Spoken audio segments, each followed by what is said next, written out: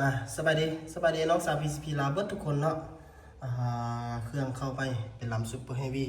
อันนี้เป็นออเดอร์ของลูกค้าที่ลูกค้าสั่งนะแล้วก็พอดีเลยเนาะเป็นคลิปวิดีโอให้ลูกค้าเลยเนาะ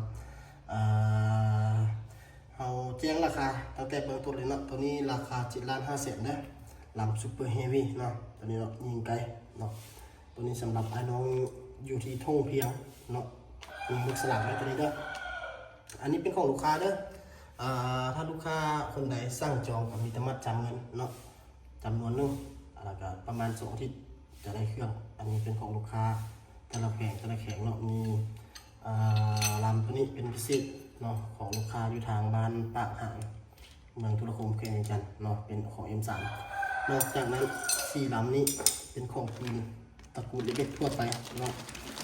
บัวสิไซเกสองเนาะแล้วก็ฟักต่อเนาะK2ฟักต่อท็อป A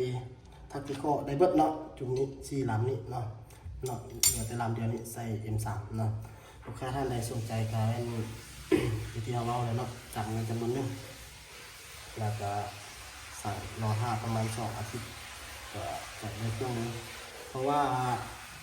เป็นอย่างเขาจึงห้ามตับออเดอร์เพราะว่าลำจำพวกนี้มันเป็นลำที่ราคาค่อนข้างสูงเนาะถ้าเราซื้อมาไว้มันก็อ้างชื่อเขาเพราะว่าง่ายๆแหละเนาะผู้บ่มีเงื่อนไขอีลี่กับบอริมบ่ได้มาลำตัวนี้เพราะว่าราคามันซ้ำปืนK2 บอก1เนาะ7,500,000เนาะซ้ำปืนบอก1เนาะเพราะฉะนั้นแล้วเราจึงฮับออเดอร์เนาะเพื่ออย่างเนาะเพื่อให้ลูกค้าสั่งแล้วก็จำเงินจำนวนนึงแล้วเราก็สิสั่งมาให้ประมาณ2 อาทิตย์ก็ได้เครื่องตามนี้เลยเนาะไอ้น้องคนใดสนใจก็ทักมาเนาะนอกจากลำจำพวกนี้แล้วก็มีลำจำพวกอื่นเขาก็สามารถรับตามออเดอร์ของลูกค้าเนาะแล้วก็มีเครื่องเข้ามาใหม่เนาะมีดากอน09เนาะดากอน09แล้วก็จำพวกท็อปออกท็อป A เนาะฝักต่อ5 เฮาตอนนี้5 เฮามีครบเนาะ M4 มีลายเนาะ K2 ก็มีลายลูกค้าคนใดสนใจทักมาเลยเนาะมาเบิ่งเกี่ยวกันเลยเนาะเกี่ยวของซุปเปอร์เฮฟวี่ตัวนี้เป็น5 เกี่ยวเด้อเป็น5 เกี่ยวเนาะ5 เกี่ยวเนาะเบิ่งเลยเนาะ5 เกี่ยวเนาะยิงลูกสลักนี่ตัวนี้เอารับประกันให้100 ฝาถุงน้ำเด้อแต่ว่าระบบปืนของลูกค้าต้องโอเคเนาะว่าสิเป็นวาล์วระบบสปริงระบบฝาวาล์วเปิดวาล์วระบบแกนวาล์วอย่างเปิดต้องเสถียรที่สุดเนาะจังค่อยยิงได้ไกลเสถียรเท่าใดให้ยิงได้ไกลเท่านั้นเนาะตัวนี้เขาซื้อ Ebit Impact M3 นี้ยิงได้ M3 M4 นี่ Ebit Impact เนาะ